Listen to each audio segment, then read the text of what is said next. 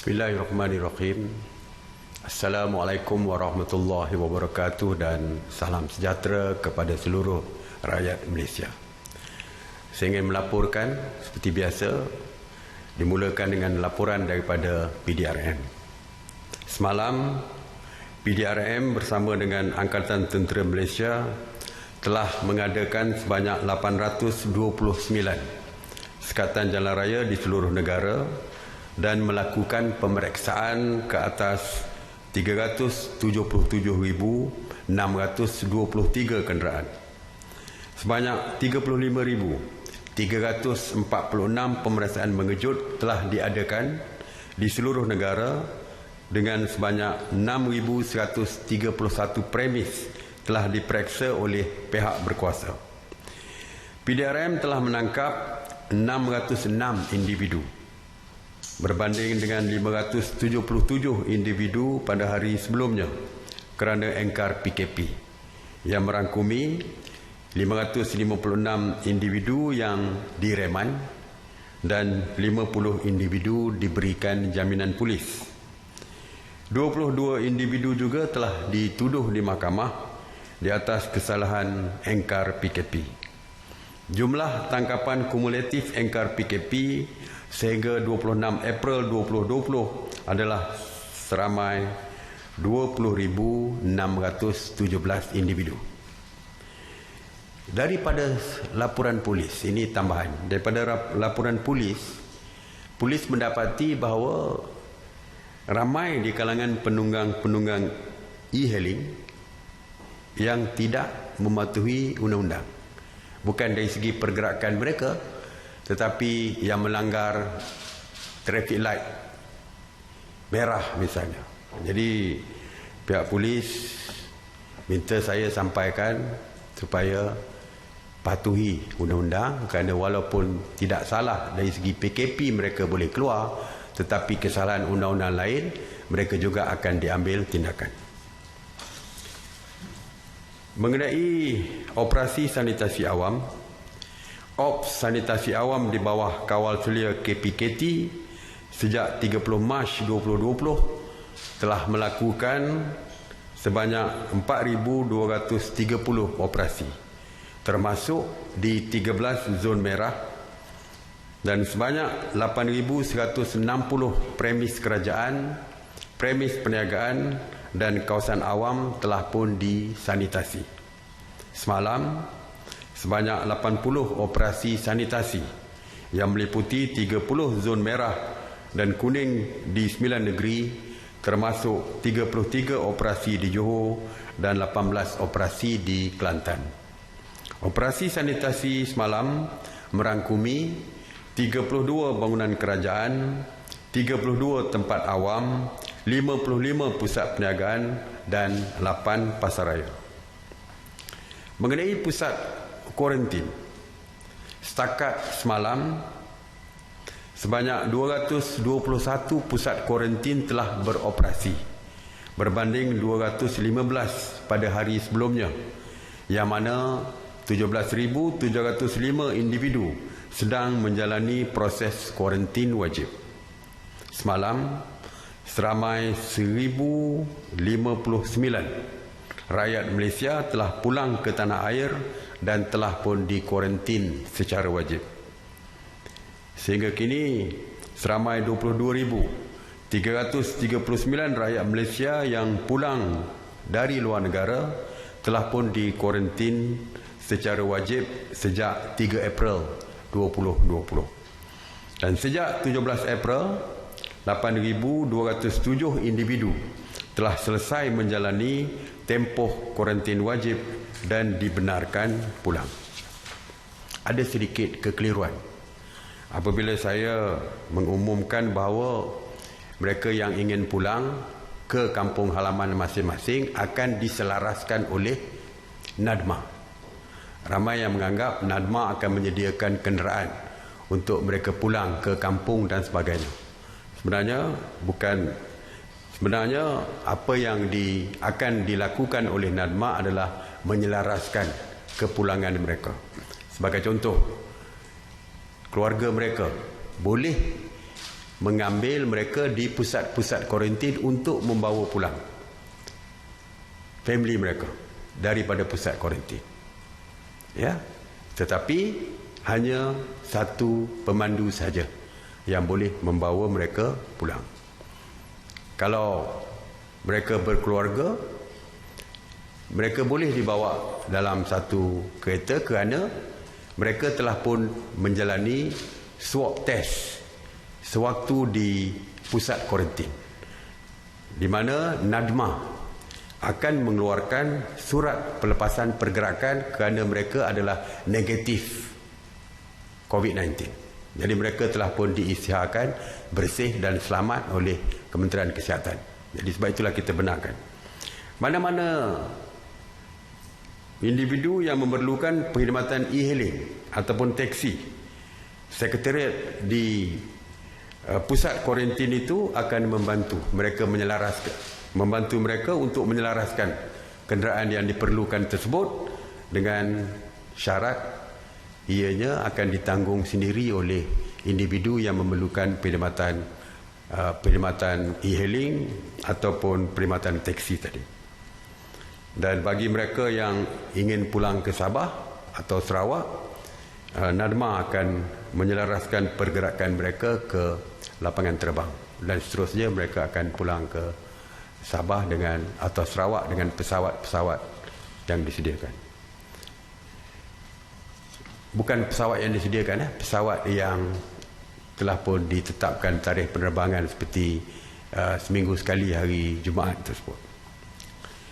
Mengenai keperluan asas, semalam penguatkuasa KPDN HEP telah membuat pemantauan harian 20 jenis bekalan di 1015 pemeriksaan premis perniagaan, termasuk 812 peruncit, 168 pemborong dan 35 pengilang. Secara keseluruhannya, bekalan barangan keperluan adalah mencukupi dan mampu untuk menampung keperluan dalam negara yang berterusan secara berterusan dan mudah diperolehi. Oleh itu, orang ramai dinasihatkan agar tidak bimbang dengan bekalan makanan dan keperluan harian sepanjang bulan Ramadan kerana ianya dijamin mencukupi. KPDN HEP telah menerima sejumlah 14,783 aduan dan pertanyaan sehingga 26 April melalui 4 saluran utama, iaitu aplikasi WhatsApp, sistem e-aduan, talian hotline dan juga talian melalui Enforcement Command Center ECC 946. Sebanyak 2,291 aduan harga dan bekalan telah direkodkan untuk tindakan bahagian penguatkuasa melalui sistem e-aduan, dan daripada jumlah tersebut 1,845 aduan harga dan bekalan telah pun diselesaikan dan 446 aduan masih di dalam siasatan. Kepulangan pelajar IPT. Menteri Pengajian Tinggi Yang Berhormat Datuk Norani Ahmad telah memaklumkan di dalam mesyuarat khas menteri-menteri mengenai pelaksanaan PKP pagi tadi bahawa untuk kumpulan yang pertama ini sebanyak 1,128 pelajar IPTA dan IPTS di bawah KPT akan mula bergerak pulang ke kampung halaman masing-masing, iaitu bermula pada malam ini. Seramai 863 pelajar akan dihantar pulang dari zon tengah ke zon utara malam ini. Dan apabila sampai ke zon utara, selepas mereka sampai ke drop off point, iaitu balai polis ataupun pejabat daerah, bas yang sama akan membawa pulang pelajar-pelajar daripada zon utara untuk dibawa pulang ke zon tengah. Jadi bas yang sama. Dan sebelum bas itu berlepas, bas tersebut akan disanitasi. Sama ada sebelum ke utara dan juga sebelum bas bergerak ke kawasan zon tengah. Proses penghantaran pulang malam ini akan melibatkan 9 universiti dan 49 bas ke 17 destinasi. Jadi bas, bukan saja bas yang akan disanitasi, tetapi bagasi pelajar juga akan disanitasi sebelum mereka berlepas.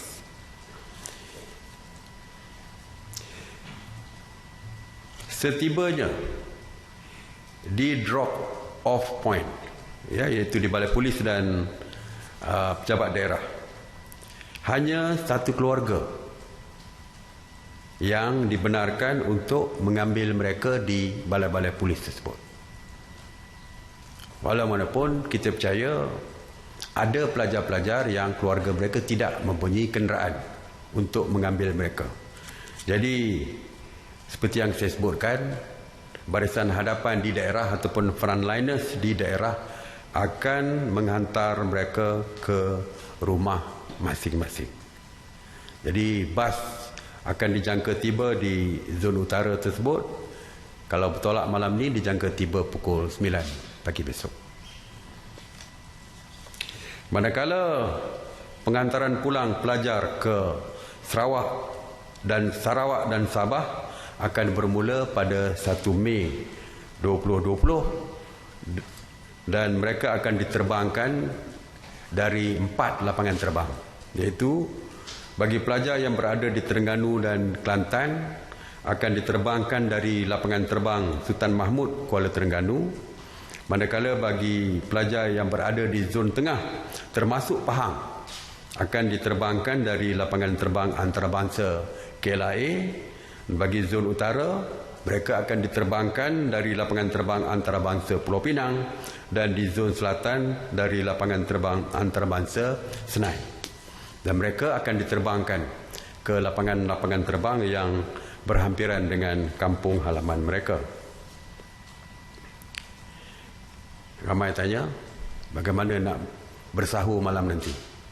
Sebab mereka tidak boleh membeli makanan sepanjang perjalanan. Mereka mungkin hanya berhenti di RNR untuk pergi ke tandas dan sebagainya. Tetapi tidak boleh berhenti untuk membeli makanan. Oleh itu, saya ingin merakamkan penghargaan dan terima kasih kepada 2 syarikat, iaitu Mary Brown dan Gardenia, kerana memberi tajaan makanan bagi pelajar yang akan pulang ke zon utara dan pelajar daripada zon utara yang akan pulang ke zon tengah nanti besok. Jadi saya menyeru, saya mengalu-alukan, jika ada pihak swasta lain yang ingin menaja makanan dan perkara-perkara yang berkaitan dengan penghantaran pulang pelajar ini, dan mana-mana pihak yang berminat, bolehlah menghubungi Kementerian Pengajian Tinggi. Mesyuarat pagi tadi dimaklumkan bahawa bekalan darah di tabung darah negara berkurangan sebanyak 33% sejak pelaksanaan PKP. Pusat Darah Negara telah memohon kebenaran untuk beroperasi dan pergerakan penderma darah untuk menderma darah. Berikutan dengan itu, mesyuarat hari ini telah meluluskan pergerakan penderma darah untuk ke hospital dan klinik kesihatan bagi tujuan menderma darah dari jam 10 pagi hingga jam 10 malam.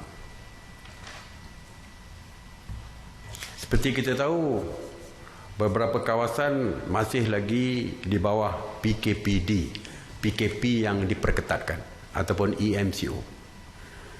Oleh itu saya ingin memaklumkan bahawa PKPD di Kampung Datuk Ibrahim Majid dan Bandar Baru Datuk Ibrahim Majid di Simpang Renggam, Keluang, Johor akan ditamatkan pada hari esok 28 hari bulan April 2020. Maknanya segala sekatan lockdown dan sebagainya telah akan ditarik balik di PKPD Sempang Renggam. Jadi, manakala di PKPD Sengalui, Hulu Langat, Selangor yang melibatkan pusat tahfiz dan sebuah rumah disambung 1 minggu lagi sehingga 5 Mei 2020, iaitu hari Isnin depan.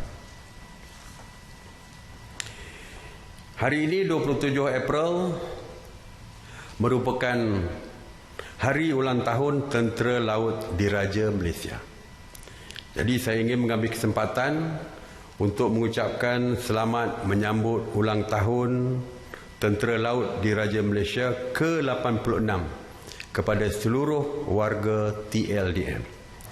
Semoga warga TLDM sentiasa berada di dalam tahap kesiapsiagaan yang tinggi di dalam mempertahankan kedaulatan dan keselamatan maritim tanah air.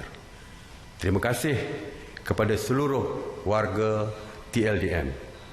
Armada Siaga TLDM Perkasa. Itu saja. Terima kasih. Sekali lagi seruan saya, terus kekal tinggal di rumah bagi memastikan keselamatan diri, keluarga dan masyarakat. Stay home, stay safe. Terima kasih. Saya buka kepada soalan. Assalamualaikum Datuk Seri. Saya Haris dari Bernama. Cuma satu soalan di sini. Terdapat kekeliruan dalam kalangan masyarakat berkenaan dengan SOP, di mana ada antara mereka yang ditahan kerana melanggar PKP itu, ada yang didakwa terus ke mahkamah, tetapi ada juga yang diambil keterangan dahulu. Jadi bagaimana SOP-nya itu, Datuk Seri? Terima kasih, Datuk Seri. Sebenarnya daripada segi peraturan, setiap yang ditahan mesti akan diambil keterangan. Sebab jika nak dibawa, yang menentukan dibawa ke mahkamah atau tidak bukan polis. Polis setelah mengambil keterangan akan menghantar IP ataupun investigation paper ataupun kertas siasatan ke Jabatan Peguam Negara. Dan Jabatan Peguam Negara lah yang akan menentukan sama ada individu tersebut didakwa di mahkamah ataupun tidak. Jadi SOP-nya sama kepada setiap individu yang ditahan, yang ditangkap sebelum dihadapkan ke mahkamah, ya. Jadi bukan kuasa polis dari segi menentukan orang itu di-charge, didakwa atau tidak, tetapi adalah Jabatan Peguam Negara, ya. Okey.